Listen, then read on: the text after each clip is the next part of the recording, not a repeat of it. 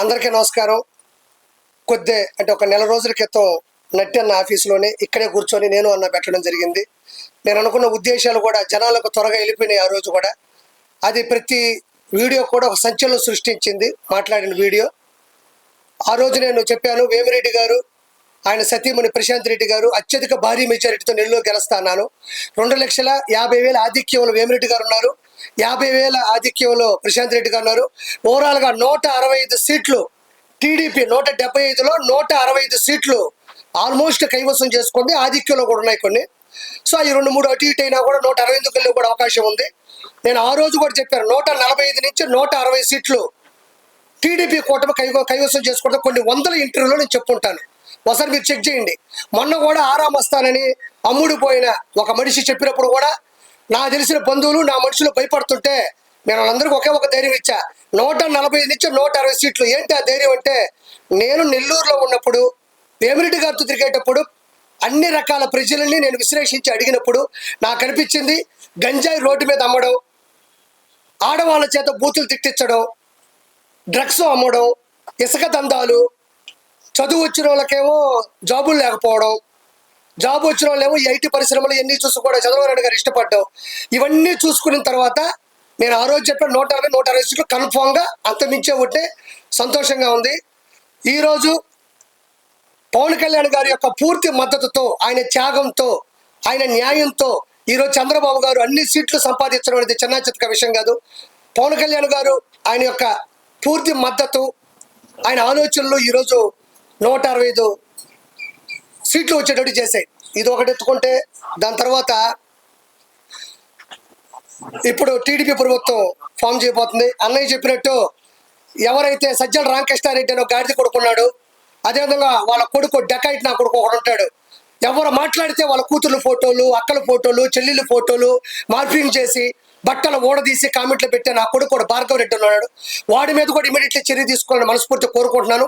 అది government paper మీద కూడా ఆడి పేరుంది. ఈ సజ్జల రామకృష్ణారెడ్డి ఏ రోజు ప్రత్యక్ష రాజకీయాలు పాల్గొన్నాడు కాదు.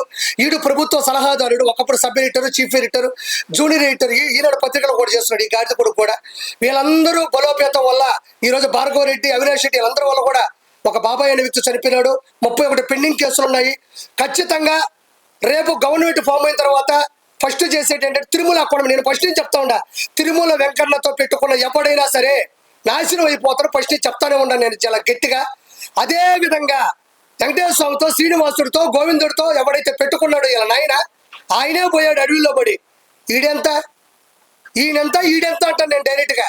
ఈరోజు 165 సీట్లు వచ్చాయంటే కేవలం పవన్ కళ్యాణ్ మద్దతు కావచ్చు, బీజేపీ మద్దతు కావచ్చు, చంద్రబాబు గారి ఆయన పడ్డ కష్టం కావచ్చు, వాళ్ళ అబ్బాయి యొక్క తెలివితేటలు కావచ్చు, ప్రజల చైతన్యం కావచ్చు, ఇవన్నీ పక్కన పెట్టుకుంటే కేవలం వెంకటేశ్వర స్వామితో పెట్టుకున్న విధానంలో రేపు వెంకన్న సన్నిధిలో పైన ఒక కమిటీ దిగితే 100% జగన్మోహన్ రెడ్డికి బాబాయ్ హత్య కేసు అవసరం లేదు. రెండో పాయింట్, పాత కేసులు అవసరం లేదు. వెంకటేశ్వర స్వామి హుండీ డబ్బులు వెంకటేశ్వర స్వామి మెల్ల ఉండే హారాల దగ్గర దొరికిపోతాడు ఆ మనిషి. కాబట్టి నెక్స్ట్ ఇంకోటి చెప్తున్నా, పవన్ కళ్యాణ్ గారిని పట్టుకొని నీకు 3 పెళ్ళిళ్ళే అన్నాడు. ఇప్పుడు నేను మా జగన్మోహన్ రెడ్డికి మంచి డ్రెస్ వేసి, చీర జాకెట్ వేసి, లంగా ఓణి వేసి, నిండు ముత్తైదుగా చేసి మా పవన్ కళ్యాణ్ గారి శోభనం గదిలో పంపిస్తాను. మంచి పన్నంటి పెట్టిని ఆయన ఇస్తే మా ఓడు కనీసం పవన్ కళ్యాణ్ గారి యొక్క తెలివితేటలైనా ఆ బిడ్డ రూపాయలని పెంచుకొని గాడిద కూడా అది నేర్చుకుంటాడని నేను మనస్ఫూర్తి కోరుకుంటున్నా. నిజంగా వెంకటేశ్వర ఉన్నాడు, ఆ దేవుడు ఉన్నాడు. ఖచ్చితంగా ఇన్ని సీట్లు వచ్చాయంటే మాత్రం ఆంధ్రప్రదేశ్కి మంచి అభివృద్ధి వస్తుందని అర్థం. ప్రజల వ్యతిరేకత భయంకరంగా జరిగింది. ఫస్ట్ ఏం చెప్తున్నా, నెల్లూరులో 10కి 10 ఇంతవరకు భూమి మీద స్వాతంత్రం వచ్చిన తర్వాత ఆంధ్రప్రదేశ్లో నెల్లూరు జిల్లాలో ఎప్పుడు కూడా ఇన్ని సీట్లు రాలా, ఎంత అభివృద్ధి ఎప్పుడు జరగలా. ఖచ్చితంగా వీళ్ళందరి మీద ఎక్కువ పెడతారు. ఎవరిదెక్కడైతే ముండల చేత బూతులు తిట్టించారో, ఎవరైతే బోరుగడ్డలు పంచప్రభాకర్ కావచ్చు, ఆ తర్వాత శ్రీరెడ్డి కావచ్చు, దాని తర్వాత ఈ పోరంబోకు నా కొడుకు, ఈ డెకాయిట్ నా కొడుకు పోసాన కృష్ణమురళి గారు కావచ్చు, ఎవరిని పడితే వాళ్ళని చిరంజీవి గారు లాంటి పెద్ద మనుషులు తిట్టాడు. ఈరోజు ఏమైపోయాడు వీడు? మైహోం భూజంలో 4 ఫ్లాట్లు ఎక్కడికి వచ్చి గాడిద కొడుకి, వీడి గన్మేళ్ళు ఎక్కడి నుంచి వచ్చారు వీడికి? తర్వాత ఈ వేణు సామాన్ ఇంకో డెకాయిట్ నా కొడుకు గురించి చెప్పాను. ఈ రోజు ఏదో వీడియో పెట్టాడు నా కొడుకు. నేను మొన్నే చెప్పాను, నా కొడుక నువ్వు పిల్లకాయల జీవితాలతో ఆడుకో మాకు. సమంత గది నా చేతిన గది ఎక్కడ పప్పులో వినేసా నా కొడుకు జ్యోతిష్య రూపంలో చెప్తే అది జనాలు నమ్మి కొన్ని కోట్ల రూపాయలు పోగొట్టుకొని ఈ మెల నా కొడుకు ఈరోజు చెప్పాడు. నా తప్పు అయిపోయింది, నేను ఇంకా చేయను. ఈ రోజు ఒప్పుకున్నాడు. ఎందుకు ఒప్పుకున్నాడు? నేను ఆ రోజే చెప్పేవాడు డెకాయిట్ నా కొడుకని. కాబట్టి పూర్తి చైతన్యం వచ్చింది. ఈ మధ్య కాలంలో ఒక చిన్న మాట,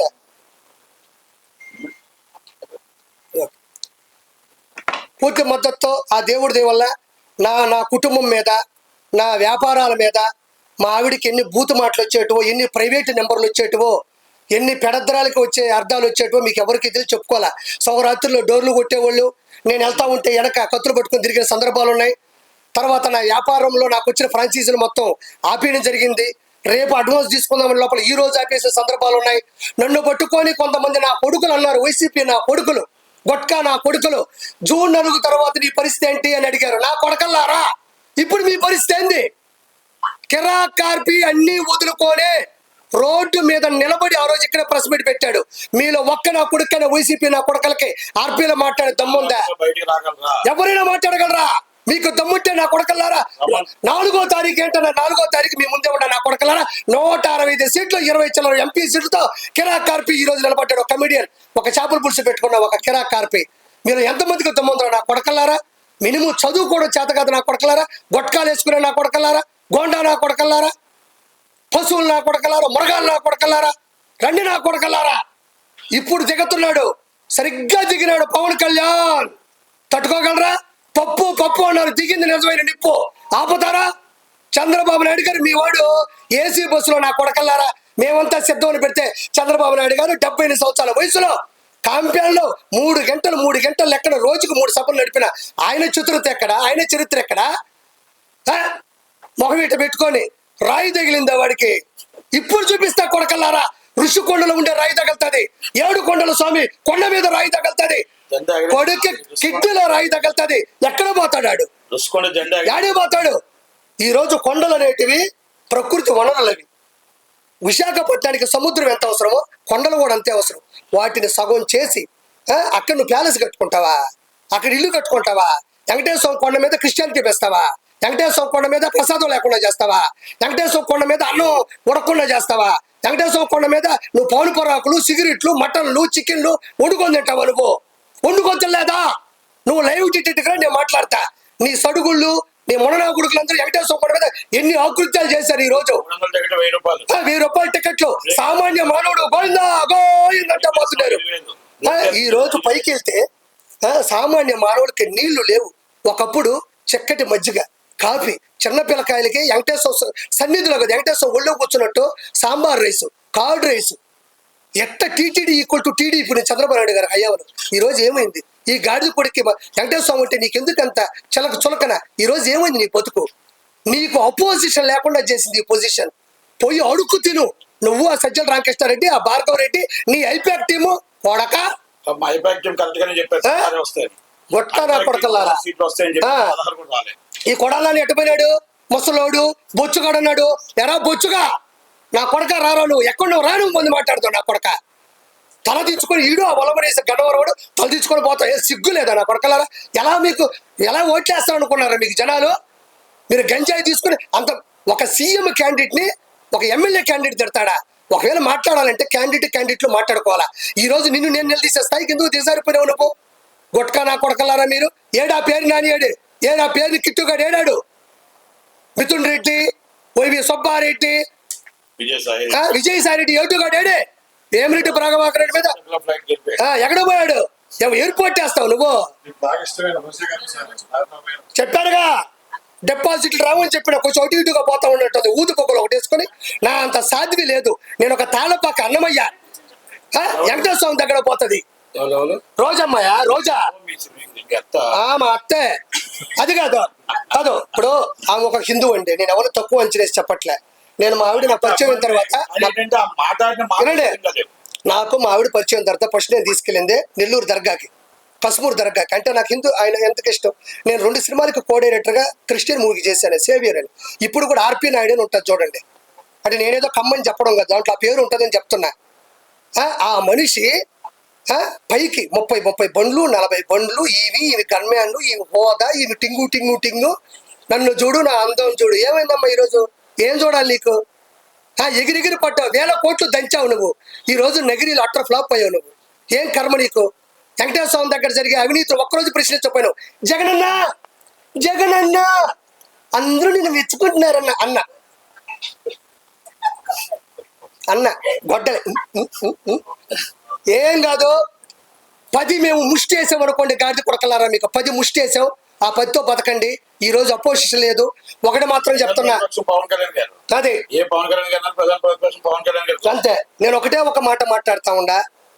ఫైనల్ గా చంద్రబాబు నాయుడు గారి హయాంలో పవన్ కళ్యాణ్ గారి పూర్తి మద్దతుతో ఈ రోజు ఈ గాడిద కొడుకు జగన్ ఒకే ఒక మాట చెప్తా ఉండా. నేనేమి శ్రీరెడ్డిలా బరిదిగిచ్చి చేతులు ఇట్టు పెట్టో నేను మాట్లాడలే. మామ సాక్షిగా మీరు మొదలు పెట్టారు, నేను కొనసాగిస్తున్నాను అంతే. ఈ రోజు మాట్లాడుతా ఉండా. పవన్ కళ్యాణ్ గారు వైనాట్ 175 అన్నాడు. ఒరే గాడిద కొడక, ఇక్కడ వైనాట్ 21 అయిపోయింది. వైనాట్ 21. నీకు వచ్చిన 10 కన్నా 11 ఎక్కువ వచ్చిన ఆయనకి. నిలబెట్టిన 21ని మీరు తిడుతున్నా, కోట్ల రూపాయలు పోగొట్టుకున్నా, సినిమా లేకపోయినా, ఫినిష్ చేయలేకపోయినా నిలబడ్డ చరిత్ర అది.